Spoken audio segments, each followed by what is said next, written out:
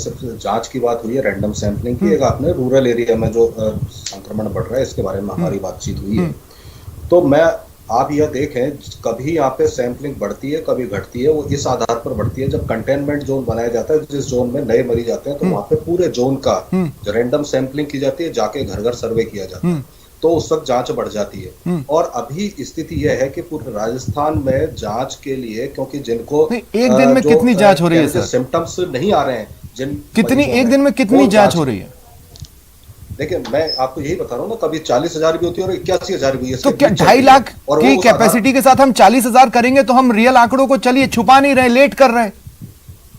मैं ये बताना चाह रहा हूँ कि हम छुपा नहीं रहे, हम जांच तो व्यक्ति की करेंगे, जो बीमारी महसूस करेगा उसी की जांच की जाती है। और उसके लिए मैं भी आपको जो रूरल एरिया जो कार्य चल रहा है इसके बारे में थोड़ा प्रकाश डालना चाहता हूँ, क्योंकि अभी इस बारे में काफी चर्चा हुई। तो जो रूरल एरिया में अगर ये आया है कि 40% तक मरीज रूरल एरिया से हैं, और कुछ बीकानेर एरिया है जहाँ पे 70% तक रूरल एरिया से मरीज आए, तो वहां पे जांच हुई, इसीलिए यह पता पड़ा। और जांच किस तरह से हो रही है इसका थोड़ा सा मैं ब्यौरा देना चाहता हूँ आपको, कि वहां पे पूरे रूरल एरिया में जितने भी ग्रामीण एरिया हैं वहां घर घर सर्वे हो रहा है। हमारे जो सरकारी तंत्र है, चाहे आशा सहयोगिनी हो, चाहे टीचर्स हो, चाहे आंगनवाड़ी वर्कर हो, घर घर जाकर के सर्वे कर रहे हैं। और जहां भी पता पड़ता है कि कोई सिम्टम्स है, खांसी जुकाम तक के भी, तो वहां पे से सैंपल लिया जाता है। और आज पूरे पर अगर इतनी शिद्दत से आप लोग सैंपल्स कलेक्ट कर रहे हैं स्वर्णिम जी, तो भी रिपोर्ट तो 40,000 45,000 के आसपास की आ रही है।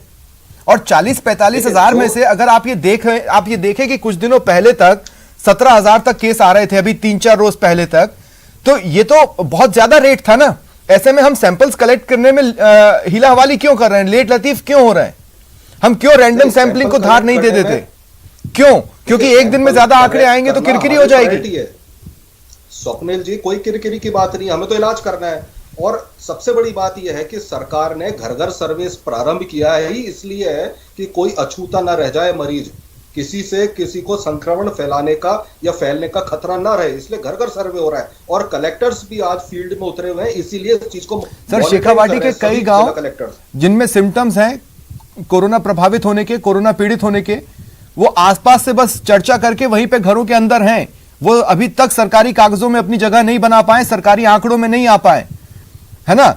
इसलिए मेरा सवाल आपसे, जैसे मैं आपको बता दूं कि आरटीपीसीआर में संक्रमण का पता नहीं चला, लोग अपनी मर्जी से सिटी स्कैन कराने पहुंच गए या एचआरसीटी के लिए लाइनों में लग गए और उसमें उनको पॉजिटिव आ गया। तो ये जो उथल पुथल की कंडीशन है, हम तो सिर्फ आरटीपीसीआर मान रहे हैं, उसके अलावा तो कुछ मान नहीं रहे। तो ये तो संख्या कुछ भी हो सकती है। आप भले ही 11,000 कुछ आंकड़े जारी कर दीजिए आज के या बीते 24 घंटे के। नहीं स्वप्निल जी, ऐसा नहीं है कि जो भी टेस्ट हो रहे हैं उन टेस्ट में अगर आपने जो कहा आरटीपीसीआर में नहीं आ रहा, लेकिन डॉक्टर को उसके सिम्टम्स लग रहे हैं कि जो ऐसा लगता है कि ये कोरोना का पेशेंट होगा, ये संक्रमित है, तो उसके लिए उसके जो है जो ये एक्सरे कराया जाता है या मैं आपको बताऊं, आप